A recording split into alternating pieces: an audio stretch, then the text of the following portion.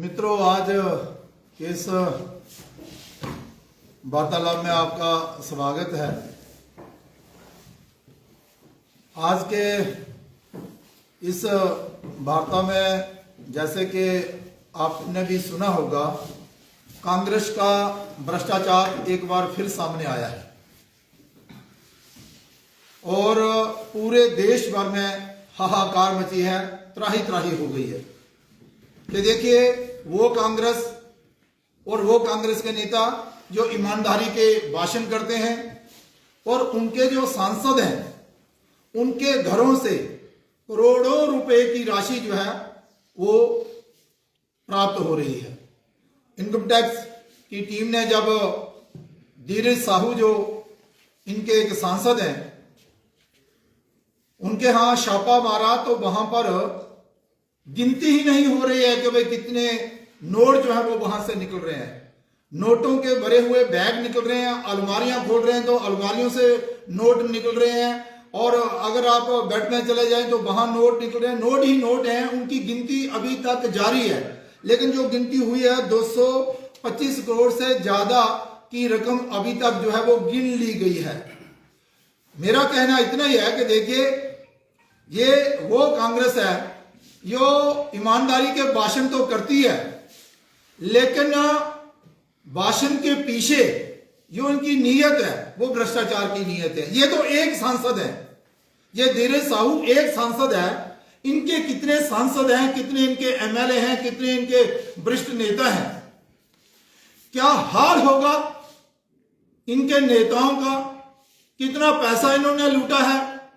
लेकिन एक बात मैं आपसे कहना चाहता हूं कि देखिए कांग्रेस ने शुरू से ही इस देश को लूटने का काम किया है और समय समय पर इसकी पोल जो है वो खुलती रही है। आज भी जो छापा बजा है वहां पर 225 करोड़ से ज्यादा रुपया मिला है, लेकिन देश के प्रधानमंत्री जी ने भी ट्वीट करके देश की जनता को यह आश्वासन दिया है। उन्होंने कहा है कि देश की जनता का लूटा हुआ धन जो है उसका पाई पाई का हिसाब होगा और जिन्होंने भी इस देश के धन को लूटा है वो धन उनको वापस लुटाना होगा।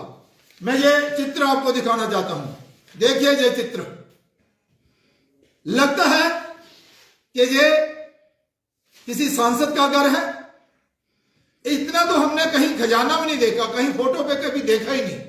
तो मेरा इतना ही कहना है कि देखिए ये पैसा जो है वो सिर्फ एक सांसद तक ही सीमित नहीं है, ये पैसा जो है वो दिल्ली तक पहुंचना था। जो कांग्रेस के शीर्ष नेता हैं उनके घरों तक पहुंचना था। इस पैसे का दुरुपयोग होना था और भ्रष्टाचार की जो नींव है ये कांग्रेस ही है। मैं जरूर कहना चाहूंगा कि देखिए हमारा जो सिस्टम है, ये जो अपना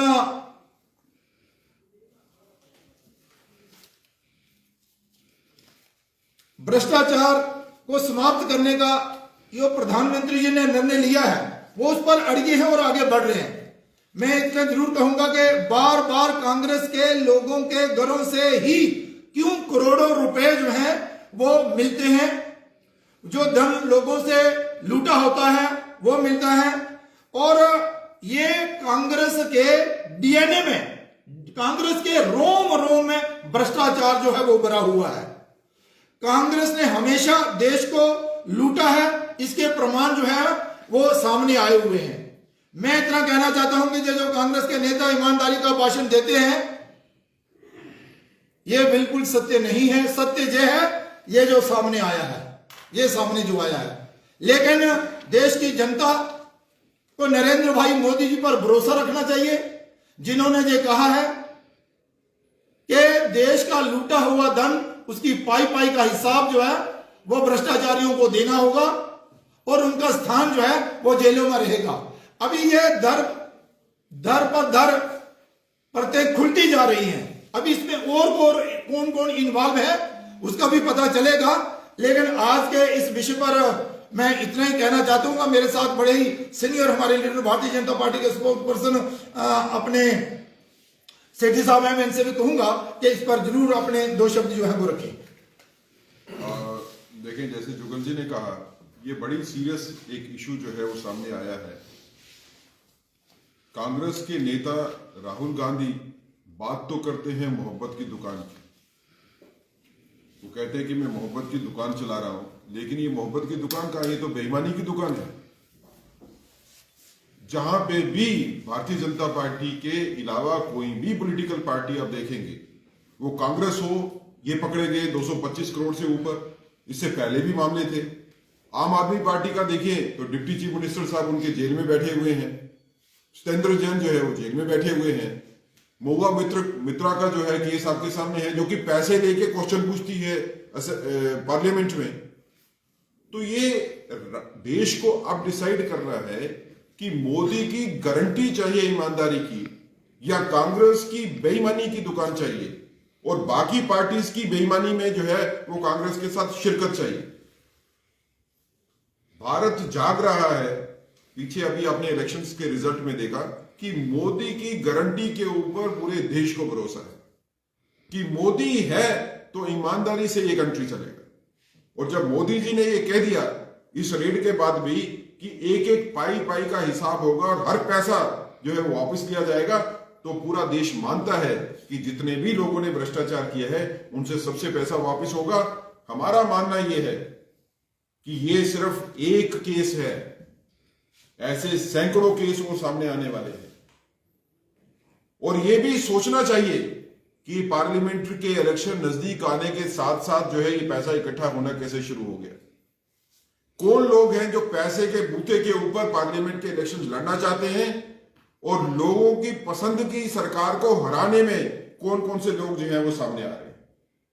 इसमें यह भी एंगल सोचना पड़ेगा कि ये पैसा जो है देश के बीच में से ही है, क्या विदेशी ताकतें भी पैसा इसमें लगा रही हैं जो चाहते हैं कि भारतीय जनता पार्टी जो है वो मजबूती के साथ गवर्नमेंट में नहीं है। ऐसे सत्य जो है वो पहले भी आते रहे हैं कि कांग्रेस को दूसरे कंट्रीज में, चाइना में भी सपोर्ट है, वो फाइनेंशियल सपोर्ट करता है। तो ये एक विषय रहेगा जिसके ऊपर लोगों की निगाह रहेगी।